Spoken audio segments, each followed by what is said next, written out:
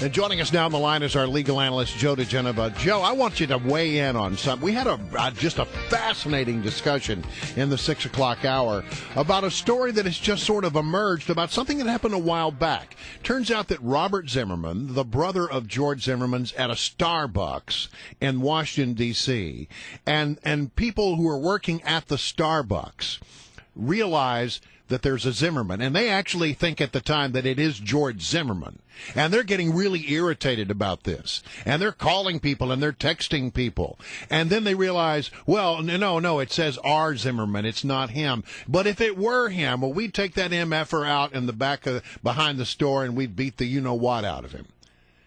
Would Starbucks have any legal recourse against those employees? Well, they have a duty now to investigate. Once it becomes public and they become aware of it, they are what's called a public accommodation under federal law.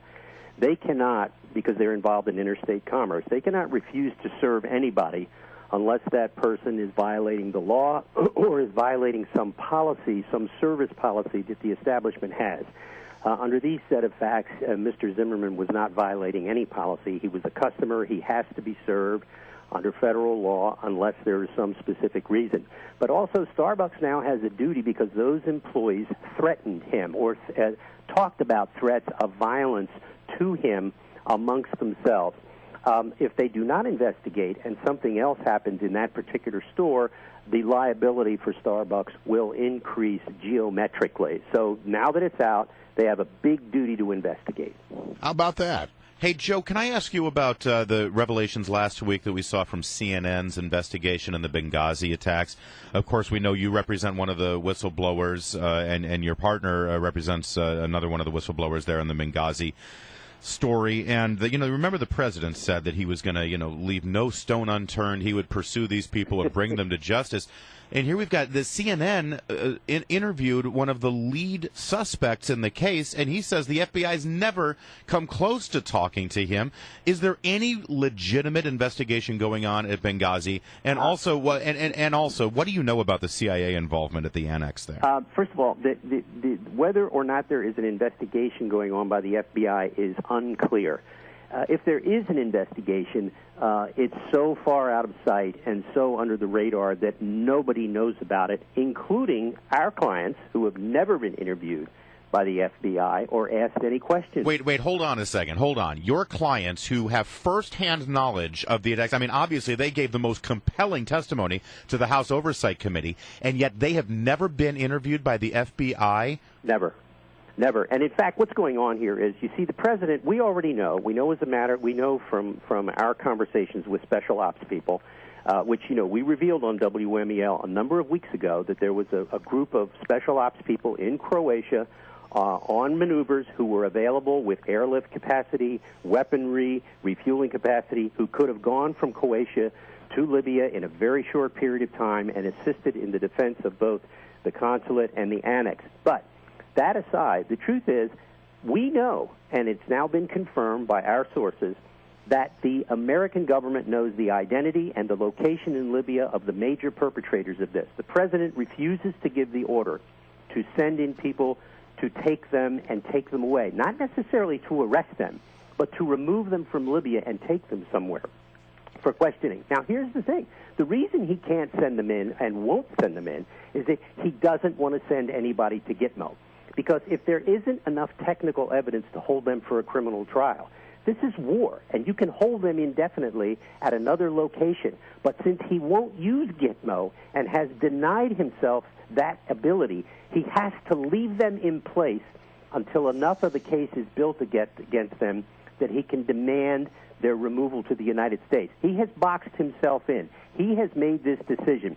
These people are not being taken into custody or interrogated because he won't let it happen. It takes a presidential order to get people into Libya to do the interrogation. He will not give it. This is a scandal of immense proportions about Benghazi. The president has neutered himself. And by the way, this nonsense of him saying that he was going to pursue the people, the perpetrators. Remember him at the dais at the UN warning the world that he was going to go after him? That was O.J. Obama. It was the same thing that O.J. Simpson said after his acquittal, that he was going to pursue the killers of his wife and her male friend until the ends of the earth. O.J. Obama is pursuing no one purposely. Well, during the Benghazi attacks and the aftermath, it became very clear that either that they did not recognize that al-Qaeda was a threat, or they refused to acknowledge it because they were in the middle of a political campaign. They don't seem to be making that mistake this time around. Of course, he's not running for re-election at this point. Of course, it's now become famously said, Watergate was a big scandal, but nobody died in Watergate.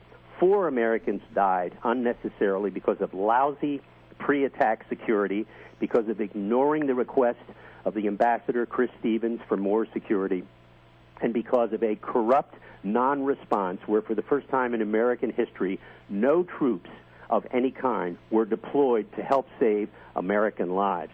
The special ops people eventually will be able to tell their story, but not with the assistance of this administration. And by the way, John Brennan, the CIA director, sent out a letter the other day, we are told, to all CIA employees, telling them if they want to cooperate, that they can cooperate with the Hill. It's a phony letter, because you know what happens when you cooperate at the CIA? I've been wondering about that. You have to tell your superiors that you're going to do it. And then you know what happens after you do that? You get bad performance evaluations, and sometimes they even refer you to a shrink for an evaluation. So make no mistake about this. John Brennan is an apparatchik.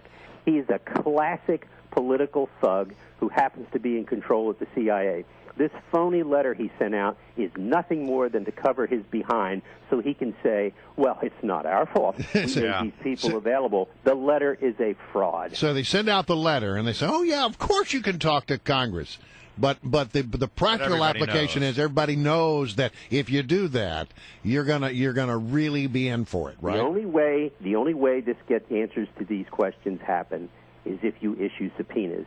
And it is stunning to me that the House committees, run by Republicans, have only issued a few limited subpoenas. Finally, Darrell Issa has issued another set of subpoenas after being denied access to certain types of documents for more than a year. You cannot run an investigation without subpoenas. This is ridiculous that it's taken this long. Knowing now that there were, 20 to 30 CIA operatives at the annex, and clearly something was going on there, I mean, does this sort of shed light on your inability to get clearance to represent your clients? I mean, there's a lot of information being covered up there, isn't there? I think that the reason we were denied clearances for so long was just political gamesmanship by the Department of State.